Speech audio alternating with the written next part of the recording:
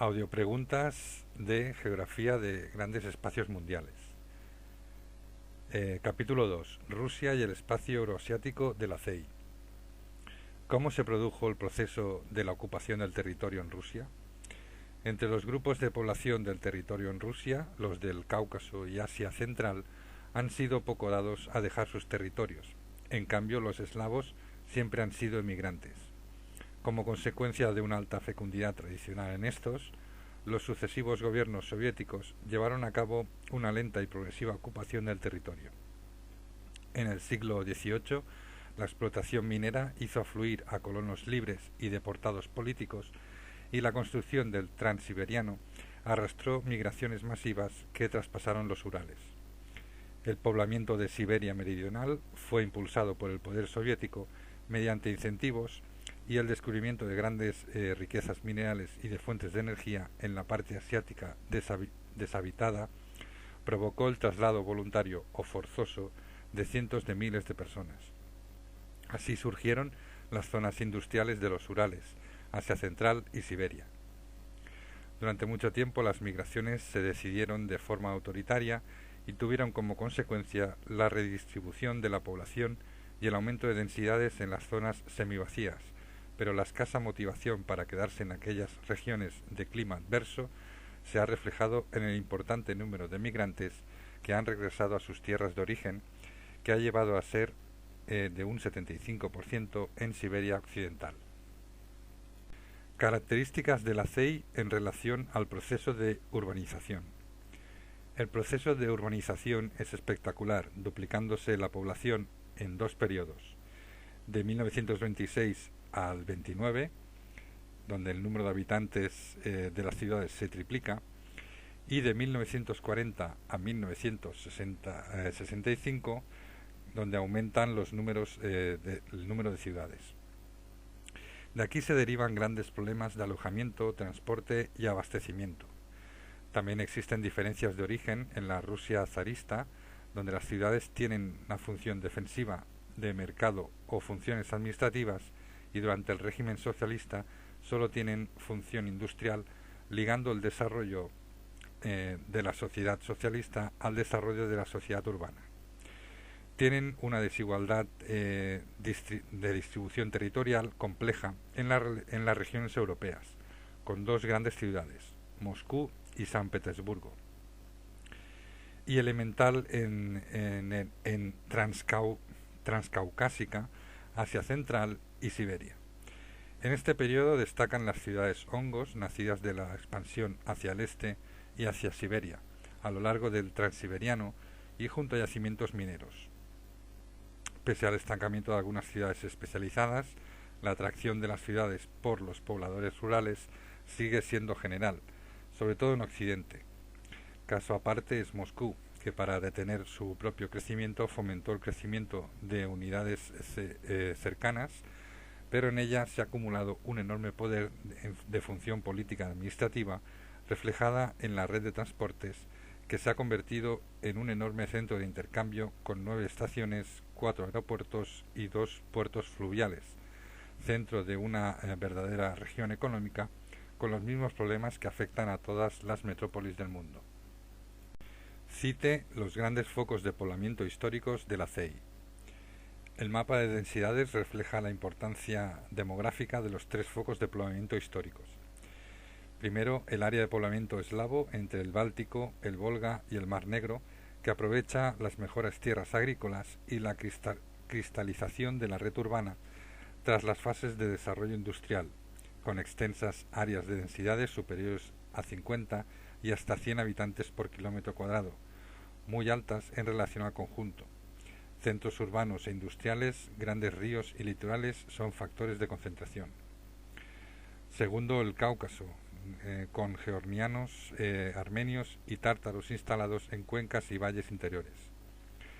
Tercero, Asia Central, donde unos 60 millones de personas se agrupan en oasis, valles montañeses y llanuras aluviales de regadío, cuyas densidades superan los 100 habitantes por kilómetros cuadrados. Y más allá, por cuarto lugar, más allá de los Urales, las áreas de alta densidad son más aisladas. El poblamiento se reduce a los ejes de penetración, a los valles fluviales de los grandes ríos y a los centros mineros y de explotación de hidrocarburos. Los demás territorios son inmensos vacíos recorridos por cazadores y pastores nómadas. Enumere los principales factores que han favorecido el poblamiento de la CEI. En la configuración de las zonas de poblamiento de la CEI han intervenido 4 grupos de factores. Primer grupo, históricos, civilizaciones históricas de base rural que buscan las mejores tierras para cultivo, por lo que las áreas de viejo poblamiento ofrecen una ocupación densa y continua. Segundo, factores humanos, donde el proceso de urbanización provoca la formación de altas densidades poblacionales. Tercero, factor económico, donde en el caso de la Unión Soviética siempre han estado relacionados con los políticos, como el trazado de nuevos ferrocarriles en la parte asiática, la colonización de tierras vírgenes o la creación de nuevas regiones industriales. Y el cuarto factor, naturales, donde la aridez, el frío extremo o el suelo infértil son factores de gran capacidad repulsiva que explican los grandes vacíos en el mapa de las densidades en el territorio de la CEI, en contraste con las zonas de altas densidades siempre relacionadas con algún factor natural favorable. Principales agrupaciones montañosas de la CEI. Este inmenso territorio incluye un número relativamente pequeño de unidades geológicas y morfológicas. Las llanuras ocupan 2/3 partes del territorio en 3 grandes unidades. Primero, la gran llanura rusa, desde los Cárpatos a los Urales, que es una vieja plataforma de rocas cristalinas recubierta por sedimentos y basculada hacia el sur. Las mayores elevaciones se dan en los altos de Valdai y en las mesetas del Volga. En su mitad norte y central hay abundantes lagos como el Onega y arcos morrénicos, fruto de las últimas glaciaciones, y está cubierta con una capa de loess. En su parte sur el relieve es muy vigoroso, merced de una serie de elevaciones de sustrato cristalino. Después tenemos la llanura de Siberia Occidental, que es una superficie de colmatación de origen complejo con una espesa capa de sedimentos que corresponde a la cuenca del Obi y sus afluentes. Su extrema horizontalidad provoca grandes inundaciones cuando se produce el deshielo. Y después tenemos la depresión Aralo-Caspiana, que se extiende al sur de los altos de Kazajistán. Es una cuenca o red hidrográfica interna donde los ríos van a desembocar en una zona común sin drenaje externo hacia el mar Caspio y el mar de Aral. Es una amplia cubeta rellenada de sedimentos, alternando sectores arenosos modelados por la erosión eólica con áreas de arenisca dura y rocosas. El proceso de desecación ha convertido en mares residuales al Aral y al Caspio, que ocupan los sectores más deprimidos. Después tenemos las elevaciones del zócalo cristalino. Aquí encontramos a los Urales, que sirven de separación entre la llanura rusa al oeste y la Siberia occidental al este. Con una media de 600 metros, presenta picos que pueden llegar hasta los 2000 metros. En cambio tiene una gran longitud superior a los 2000 kilómetros y una pendiente disimétrica más tendida hacia Europa en la vertiente oeste, siendo la este mucho más abrupta. Su núcleo es el zócalo cristalino elevado por la orogenia herciana. En el secundario se erosiona quedando como una penillanura rejuvenecida con la orogenia alpina, por lo que presenta un relieve más elevado que las unidades adyacentes, aunque el origen sea el mismo. Presenta un relieve apalachense con la erosión diferencial entre materiales de desigual resistencia, con las zonas más elevadas formadas de materiales calizos, y los valles están formados por materiales cristalinos altamente metalizados en dirección norte-sur. También hay asociados abundantes yacimientos minerales que actualmente están en explotación. Después encontramos el umbral de Kazajistán, que es una meseta de rocas hercinianas y une la parte sur de los Urales con el sistema herciniano del Altai. situado en la cadena del Asia Central. Y por último encontramos la meseta de Siberia Central, que es un relieve llano, pero elevado, y está situada entre el río Yenisei y el río Lena. La altitud media oscila entre 600 y 800 metros, formada por plataformas separadas por escarpes de falla y recubiertas por una espesa capa de sedimentos y por materiales volcánicos. Y por último, la orla de montañas periféricas. Aquí encontramos los Cárpatos de Ucrania, que están englobados dentro del relieve alpino de Europa, y es una pequeña unidad entre el sistema alpino europeo y el asiático. El Cáucaso, formado durante la orogenia alpina con dos cadenas, la más importante va hacia el norte, el Gran Cáucaso, con su monte más alto, el Elbruz, de 5.633 metros, y otra hacia el sur, más secundaria. Entre ambas existen grandes depresiones interiores, como la de Georgia al oeste y la de Azerbaiyán al este. Después encontramos las altas cadenas de Asia Central, que están situadas desde la cordillera de Pamir, situadas al oeste, y el lago Baikal, al sur de Siberia Central. Son cordilleras hercinianas, rejuvenecidas por la orogenia alpina y afectadas por la impronta glacial que provoca crestas muy agudizadas con cimas mayores de 5.000 metros, diferenciándose de oeste a este una serie de alineaciones como Hindu Kush, Pamir, Tian Shan y Altai. Por último tenemos las cordilleras del extremo oriente o cordilleras de Siberia Oriental. Desde el lago Baikal hasta el estrecho de Bering son cordilleras de menor altitud y formación más reciente, como la de Yaglonov, Glayonoy, la de Zaglonoy y la de Bertoyan, y también la de Terschik.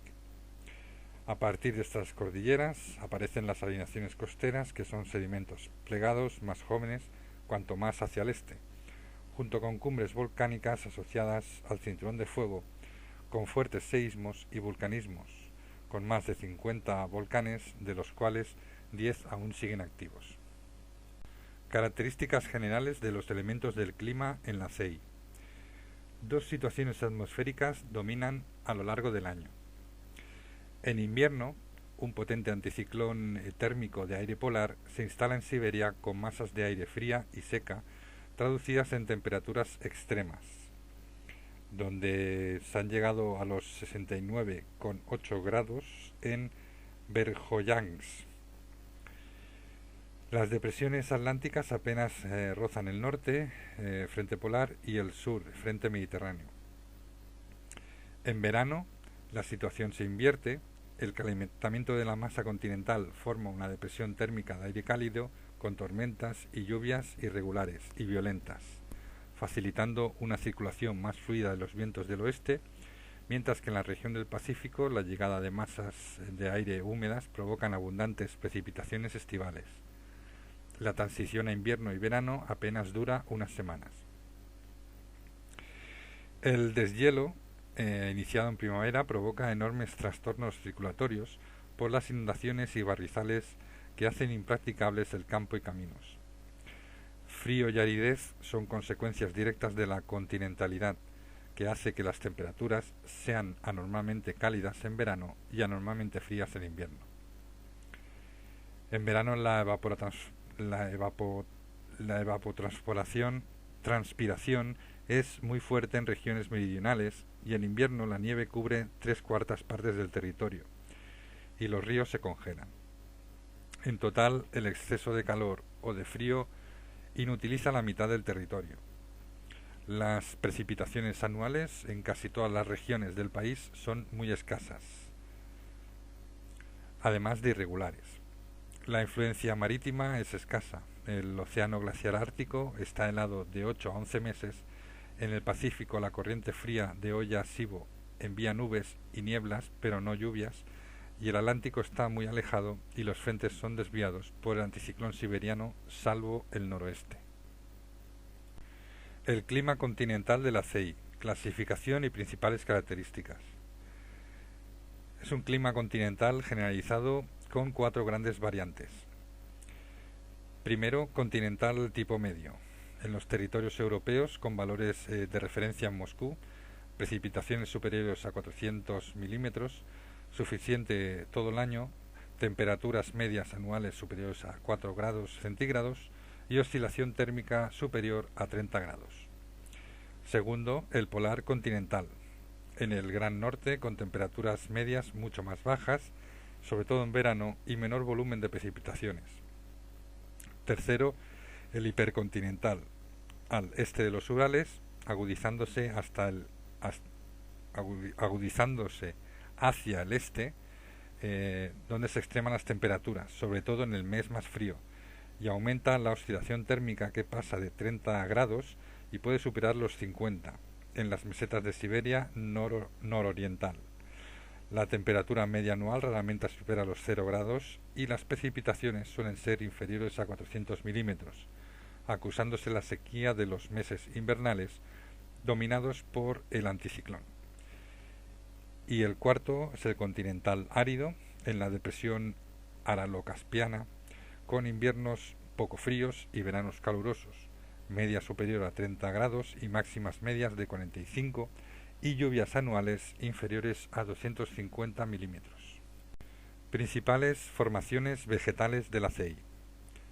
Las condiciones climáticas homogéneas se ven reflejadas en la disposición zonal oeste-este de la vegetación y diferenciándose de norte a sur según las variaciones de temperatura y precipitaciones.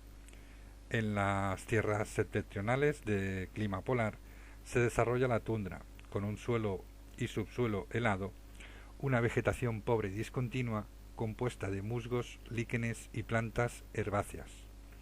Al sur, abedules y sauces enanos forman bosquecillos.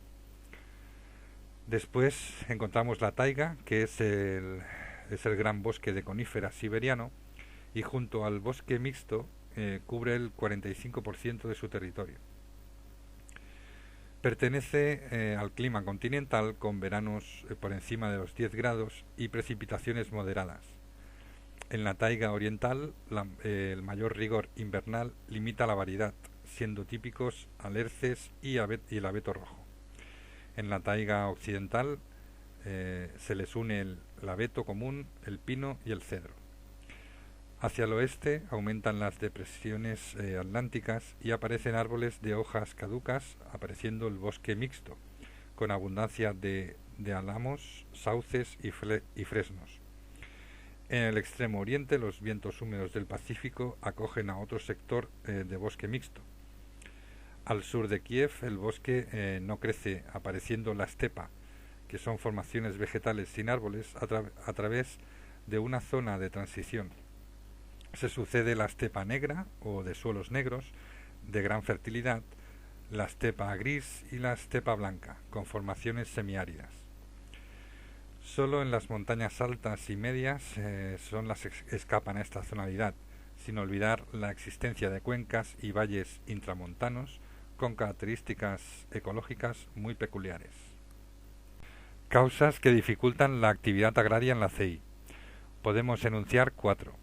La primera son las dificultades en las condiciones naturales, ya que la superficie cultivable es de solo un cuarto de territorio, pero solo un 40% de ella está cultivada, siendo aún así más extensa que toda la península ibérica. De ellas, más del 50% son excelentes tierras negras, ricas y productivas, pero las buenas cosechas alternan sistemáticamente con las malas. En segundo lugar, otra causa es el exceso de población agraria, principalmente femenina. El éxodo rural ha afectado a la población masculina, existiendo muchas personas ocupadas en tareas burocráticas no productivas. La tercera causa es el sistema de explotación. En los años 30, Stalin lleva a cabo la colectivización de la agricultura, surgiendo dos tipos de explotación colectiva: los sovjoses, que eran granjas del Estado de gran extensión en frentes pioneros para ser centros pilotos, extensos, bien equipados, con mayor ayuda estatal y personal más cualificado. Y luego estaban los kolkhozes, que eran explotaciones cooperativas que poco a poco desaparecieron para convertirse en sovkhozes. Menos especializados, los trabajadores recibían un salario mínimo y al final del año los beneficios eventuales de producción. Existían también un tercer tipo, que era la explotación individual, que paradójicamente siempre obtenía mejores rendimientos que las colectivas, llegando a ser indispensables para alimentar a la población. Y la cuarta causa sería la clara insuficiencia de medios técnicos. La industria no proporcionó ni la mecanización ni los fertilizantes necesarios. A finales de los 80 tenían un tractor por cada 90 hectáreas y no habían suficientes cosechadoras, por lo que la cosecha se recogía a mano y tenían un muy deficiente sistema de almacenamiento y distribución, llegando a perder en el campo un 20% de la producción. ¿Cuántos tipos de regiones agrarias podemos encontrar en la CEI? Nombra sus principales características. Primero encontramos del mar Báltico a los Urales, región cerealista en áreas de bosque rotulado, con casas de madera. Junto al cereal se cultivaba lino, patatas y en los últimos tiempos se añade la ganadería porcina y ovina. Segundo lugar tenemos las tierras negras de Moldavia, Ucrania y Rusia meridional, con los campos cerealistas más ricos de la CEI, pueblos con casas de arcilla rodeadas de girasoles y frutales. En Ucrania la agricultura es completa y la ganadería también. En tercer lugar tenemos del sur de los Urales a las estribaciones de Altai, con condiciones climáticas menos favorables, pero con agricultura extensiva cerealista, sobre todo de centeno. En las tierras roturadas últimamente se practica el cultivo a la americana. En cuarto lugar tenemos del sur de la parte europea de la CEI, que es el reino de la fruta, de las hortalizas y los viñedos, apoyados en un clima favorable. También se dan algunos cultivos tropicales como el té, algodón y arroz. En Kazajistán y Asia Central, con dos tipos de agricultura, el secano, con ganadería ovina extensiva, y de regadío, agricultura intensiva de oasis con producción de algodón, arroz, fruta y forraje. Y por último, en el resto de la comunidad, el valor agrícola es escaso, dándose islotes de ganadería, como el Reno en el norte o policultivo en claros del bosque, y en el extremo oriente tienen mejor clima, pero la escasez de mano de obra es muy importante. La importancia de los hidrocarburos en la CEI. Principales yacimientos. En producción mundial, la URSS ocupó el primer puesto desde 1974 en petróleo y desde 1986 en producción y explotación de gas. Las grandes extensiones de formaciones sedimentarias permiten a los estados de la CEI disponer de más del 10% de reservas mundiales de hidrocarburos. Las reservas de petróleo se reparten entre yacimientos de 4 generaciones. El primer grupo, o también llamado primer Bakú, pertenece a la zona petrolífera originaria del Cáucaso. El segundo Bakú, más reciente y con mayores reservas, son los yacimientos rusos situados entre los ríos Urales, entre el río Ural y Volga. Después de los años 70 se han puesto en explotación los yacimientos situados más allá de los Urales. Serían el tercer Bakú, al norte de Siberia Occidental, y también en Kazajistán existen grandes reservas comenzadas a explotar en 1963 y que han aumentado con el descubrimiento de un gran yacimiento en el interior del mar Caspio. Respecto al gas natural, la CEI se ha convertido en los años 90 en el primer consumidor, productor y explotador. Las mayores reservas se encuentran en Asia, Turkmenistán, Uzbekistán y Siberia. Principales características de las regiones que conforman el centro económico de Rusia. El gran centro económico de Rusia está formado por dos regiones motrices y sus entornos rurales. La región de Moscú es el corazón de la región industrial central, en la que se concentran las áreas más evolucionadas, desciende la proporción de población industrial y aumenta notablemente los activos agrupados en ciencia y actividades científicas auxiliares. También se ha desarrollado la agricultura intensiva, con frutas y verduras, en invernadero, y ganadería moderna para cubrir la demanda de la población urbana. En un radio de 400 kilómetros en torno a Moscú existen más de 30 ciudades con más de 100.000 habitantes. La región de San Petersburgo está integrada con la franja de los países bálticos, Kaliningrado y el norte de Bielorrusia. San Petersburgo es el gran puerto hacia el Atlántico y en el área metropolitana la industria se ha potenciado por la explotación del Gran Norte y de la taiga y aprovecha el potencial hidroeléctrico de la región. Las viejas regiones rurales son regiones periféricas que se están transformando por influencia de los centros industriales motrices. Los esfuerzos se centran en la mejora de la agricultura con inversiones en infraestructuras y formación profesional. La franja rural del norte evoluciona para convertirse en espacio de ocio para los habitantes urbanos y la del sur se beneficia de la industrialización que le viene por la proximidad de Ucrania. Las regiones periféricas rusas, principales características.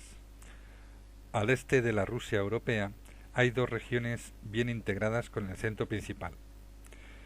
La región del Volga, que hasta los años 30 era casi totalmente rural, transformándose posteriormente en una de las principales regiones industriales soviéticas. En la zona hay 4 ciudades con más de 1 millón de habitantes: Kazán, Samara, Saratov y Volgograd.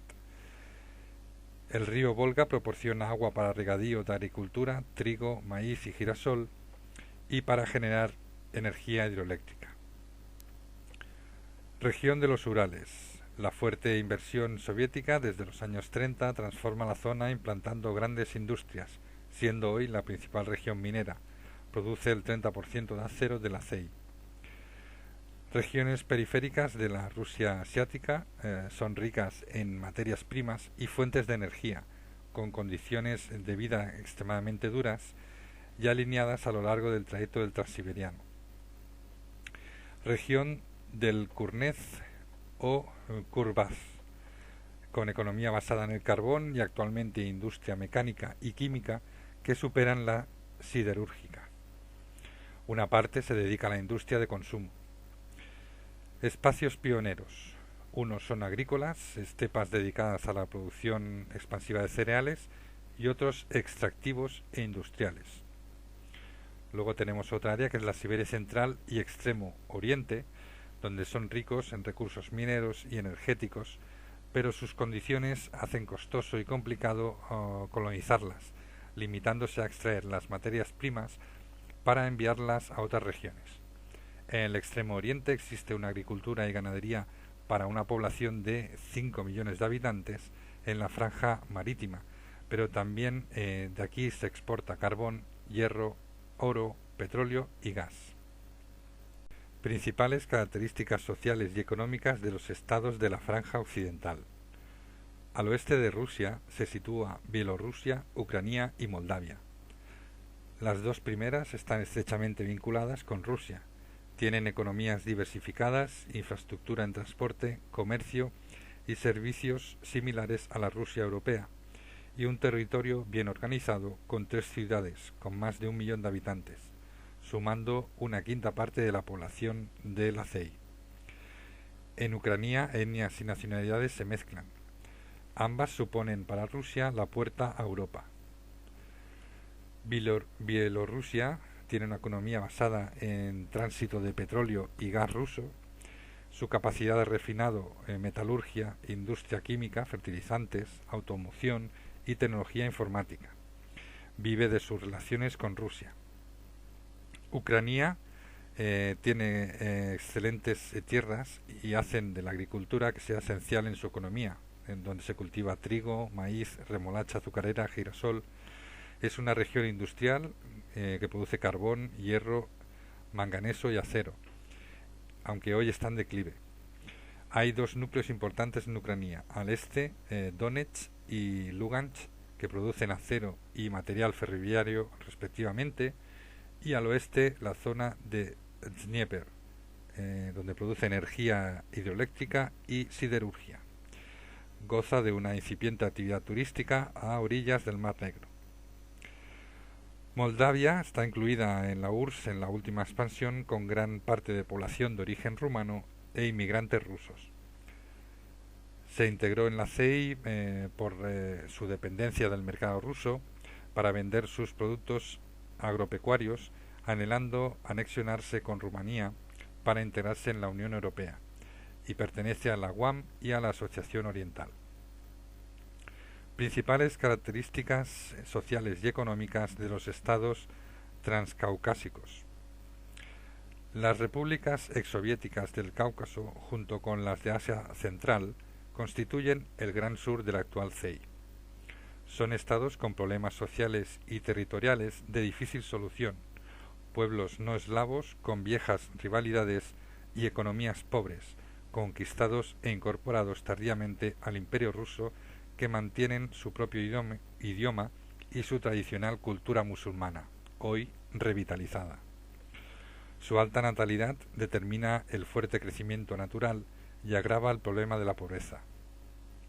La industria está poco desarrollada, con predominio de la agricultura, con lo que la dependencia respecto a los otros estados es muy fuerte. A la complejidad del relieve montañoso, que dificulta su organización territorial, se añade la presencia de más de 30 grupos étnicos con odios feroces que determinan las dificultades para lograr una convivencia pacífica. Georgia, con un clima subtropical húmedo, disfruta de una economía diversificada. Armenia es la más pequeña de estas repúblicas y se ubica en la zona más agreste de la cordillera. Es un territorio pobre dedicado a la ganadería ovina, con valles abrigados donde se cultiva la vid, frutales y hortalizas. Azerbaiyán ocupa una depresión abierta hacia el mar Caspio con altos índices de aridez, basando su desarrollo en el petróleo y el regadío. Principales rasgos socioeconómicos de los países de Asia Central surgidos tras la desintegración de la URSS. Principales rasgos físicos y socioeconómicos de Asia Central. La desintegración de la URSS dio origen a Kazajistán, Kirguistán, Uzbekistán, Turkmenistán y Tayikistán. Son estados agrícolas de mayoría musulmana, con serios problemas de integración y una economía y sociedad modernas, alejados del centro económico y una fuerte